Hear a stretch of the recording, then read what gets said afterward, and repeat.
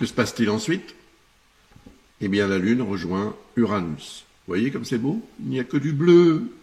Et il y a un faux aspect, c'est encore une fois un faux carré, une fausse quadrature. Donc, c'est une quadrature qui cache quelque chose de beaucoup plus positif.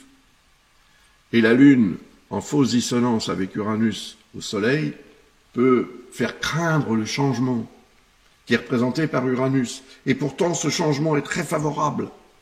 Mais il est troublant, parce qu'il va forcer une certaine forme de remise en question. Et pourtant, cette remise en question, qui est représentée par Pluton, en lien très harmonique avec Uranus et donc avec la Lune, sera déclenchée ce jour-là, à cette heure-là. La régénération grâce à la remise en question. Ah oui, c'est une renaissance qui s'impose.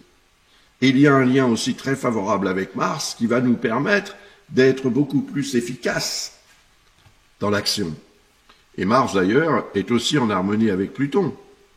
Donc ce lien crée un triangle d'air qui va favoriser considérablement la communication et voilà ce qu'on peut en tirer, et l'action en même temps. Cette conjonction se produit dans le signe de Mercure, donc dans le signe de la communication. Voyager, rencontrer, communiquer, voyez, faire de nouvelles, de nouveaux amis, c'est probablement quelque chose qui va se produire ce jour-là. Après tout, c'est la période estivale, donc si vous êtes en vacances, vous allez probablement vivre des moments très, très forts et très agréables, probablement même des moments mémorables, qui feront effectivement de beaux souvenirs à conserver. Mais ça peut aller beaucoup plus loin que le souvenir. Et puis, il y a aussi un lien très favorable avec Saturne et Neptune, donc la réalisation de l'idéal, le rêve, le bien-être qui en découle, etc. Tout cela peut être très favorablement privilégié par ce genre de configuration.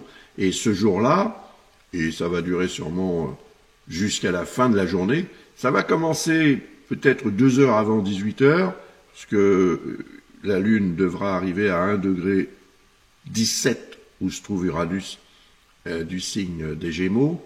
Il va lui falloir un peu plus de 2 heures pour parcourir ça. Donc vers 16 heures, heure universelle encore une fois, l'énergie commence à s'exprimer très fortement. Profitez-en, ça va durer toute la soirée.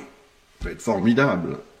Ne vous préoccupez pas trop de ce soleil-là, qui va essayer en fait de faire la lumière sur quelque chose qui peut vous faire craindre que l'opportunité, la situation, le changement et ou le projet, etc., ne deviennent une source de complications. Bon, après, c'est vous qui voyez, hein.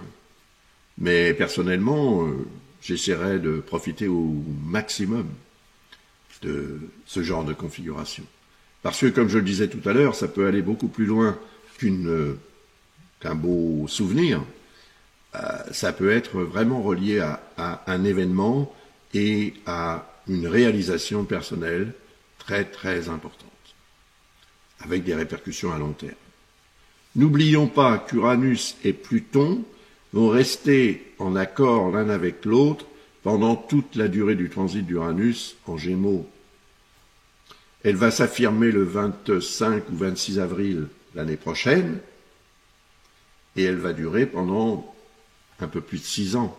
En tout, le transit aura duré 7 ans, en accord avec Pluton. Et en accord aussi avec Saturne et Neptune. Neptune plus longuement, Saturne au moins pendant 2 ans, 2 ans et demi. Donc, tenez compte de ça, parce que ce que vous allez obtenir peut-être ce jour-là, le 16 août, dans la soirée ou en fin d'après-midi, ou plutôt selon où vous êtes évidemment sur la planète, peut avoir des répercussions à extrêmement long terme, peut-être jusqu'à la fin de votre vie. C'est un rendez-vous avec ce que l'univers peut avoir à vous offrir. Voilà.